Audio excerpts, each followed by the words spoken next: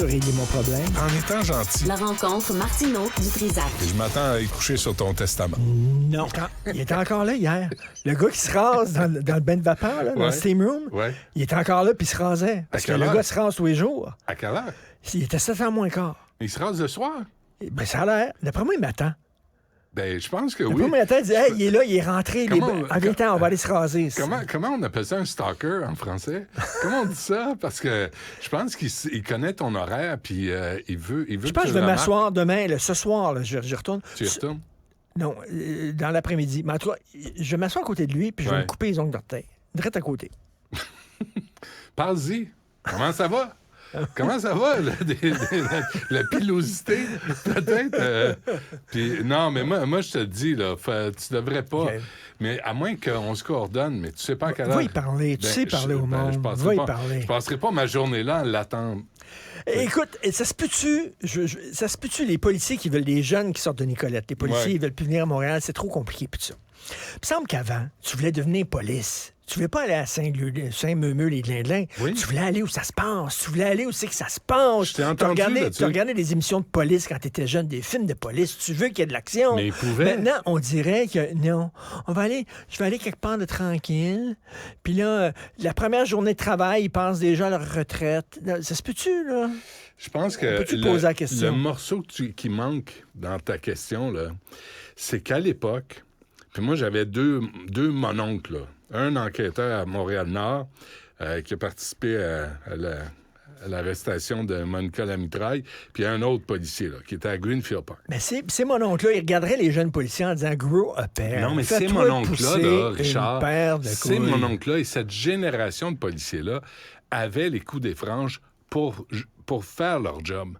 Puis quand il y avait un crotté ou un bum ou un agresseur ou un criminel ou quelqu'un qui se comportait comme un criminel, il plantait.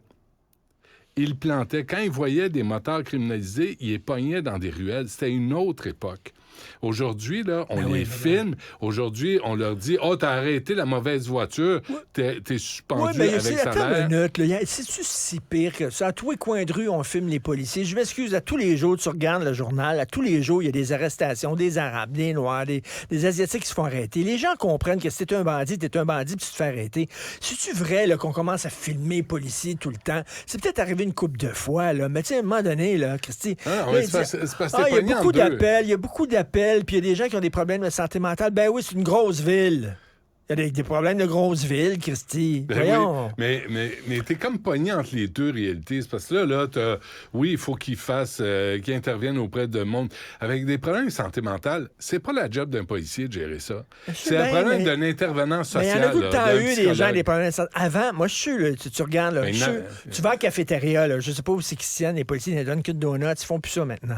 Mais là, tu parles à des vieux policiers, puis ils vont te dire, hey, les jeunes. Tabarnak. C'est eux autres, ils rêvent d'une job à SQ à Saint...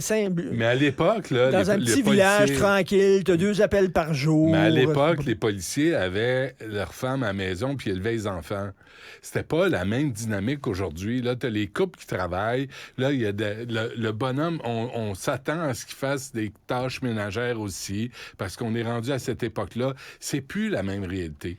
Mais effectivement, les policiers qui disent on veut pas venir à Montréal, ben tu veux être policier, pourquoi? Tu sais, c'est comme t'es animateur de radio, je veux pas lire les journaux. Ben c'est pas change de job. Ça me tente pas d'être chroniqueur parce que tu te fais insulter par les gens sur Internet. Ça me tente pas d'être politicien parce que tu te fais menacer. Ça me tente pas d'être arbitre parce que tu te fais gueuler après. Ça me tente pas d'être professeur parce que c'est difficile. Ça me tente pas... Mais là, tabarnak, on va tous être des fonctionnaires. Job de 9 à 5, 5h15, va à ta maison, tu te bien dans les mains. Quel job fait C'est ça qu'on va faire. Non, même les fonctionnaires se plaignent.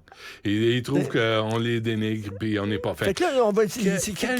Quel job tu pourrais faire, là, puis avoir pas de contraintes, là, être heureux comme ça? D'une cour à bois. Tu as travaillé une cour à bois? J'ai travaillé une cour à bois, moi. Ben, c'est parfait, ça sent bon. Ça sent bon, c'est le fun, puis t'as des pourboires. Oui, mon père travaillait là, puis j'ai travaillé Castor bricoleur. Tu te souviens-tu de Castor bricoleur? Oui. Je travaillais là, moi. Je prenais des paquets de bois, puis je les livrais. Quand t'étais facteur, t'avais la paix?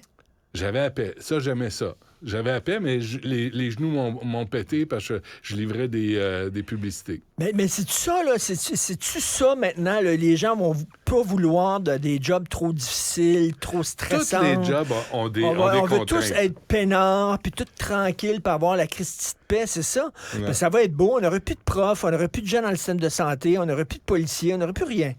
Les profs, si je te suis dans ta réflexion, là, les profs veulent plus être profs parce qu'ils font trop de discipline. Ouais. Mais c'est vrai Puis aussi. Ils se font gueuler après par les parents, oui, puis... C'est vrai aussi, mais non. Mais l'inverse, c'est donnons le pouvoir aux profs en classe. Puis arrêtons de dire, les parents ont un mot à dire. Les parents n'ont plus un crise de mot à dire. C'est le prof qui est le boss en classe. Non, ça a c'est changé. Ça les parents ont leur mot à dire. Le policier, il t'arrête, là. Tu peux pas lui dire, hey, t'es une grosse vache. Non, il n'y a plus rien là, qui se passe. Tu redonnes le pouvoir au policier. Puis s'il y a des abus, là, tu portes plainte. On est dans une société de watts, de petits lapins, on veut pas... Je sais pas, on s'en va où avec ça, Christy? Tu vois, ce matin, je m'emmenais... Je parlais d'autre chose. On parlait avec Mario Philippe-Vincent ce matin de les négociations dans le domaine de la santé avec le fédéral qui veut des données pour avoir... Puis j'écoutais CBC en m'en venant, puis c'était l'histoire d'un homme qui avait perdu sa femme. Ils ont 3 enfants. En Nouvelle-Écosse, sa femme a attendu 6 heures à l'urgence. Ils l'ont jamais vue. Elle hurlait de douleur. Finalement, elle est morte. OK? L'histoire brève. C'est en Nouvelle-Écosse. Partout au Canada, tu as des gens qui se font pas soigner dans les urgences, qui meurent sur des civières. Partout au Canada. Pas juste au Québec. Sortons de la tête de notre nombril là, québécois. Là. Puis regardons façon pan-canadienne la question. Là, tu as Justin Trudeau qui est assis sur une tonne d'argent, notre argent, qui est une carte de crédit, puis qui dit on va voir les données avant de décider. Mario disait ils vont peut-être même attendre le budget pour voir qu'ils vont remettre ça d'1 an.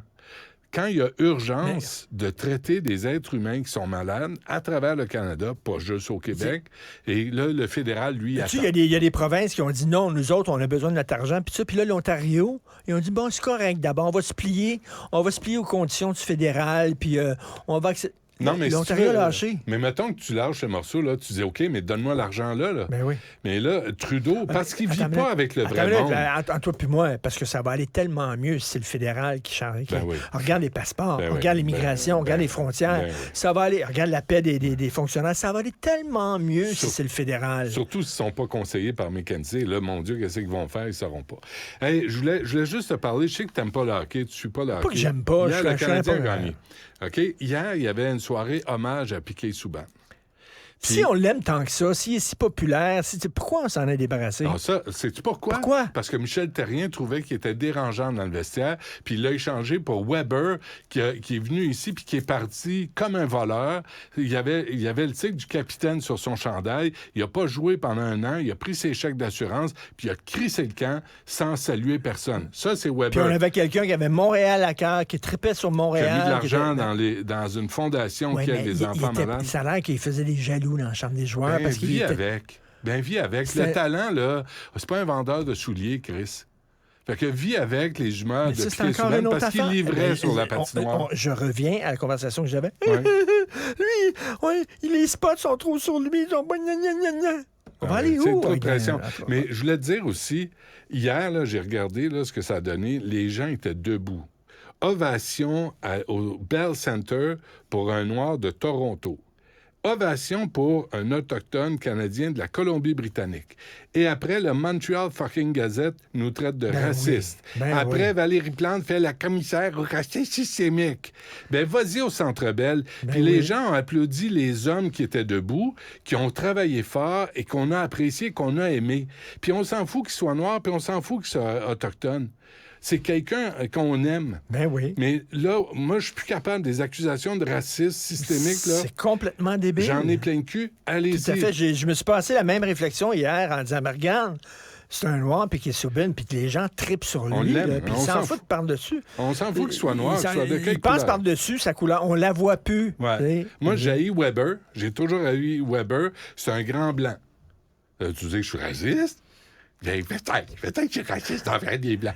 C'est devenu tellement niaiseux, là. Puis hier, j'étais fier de voir Montréal debout au Centre Bell, applaudir Piquet Souban, qui nous a fait vivre des grands moments de hockey. Est-ce que eux autres, tu penses, la direction du Canadien de Montréal, en voyant ça, les gens debout qui l'applaudissaient, penses-tu qu'ils se sont dit, oups, peut-être ils ne comprennent rien du cul. Peut-être qu'on l'a échappé quand on s'en est débarrassé. C'est sûr qu'ils l'ont échappé. Mais sais-tu quoi? Hier, il a dit un message extraordinaire, Piquet Souban.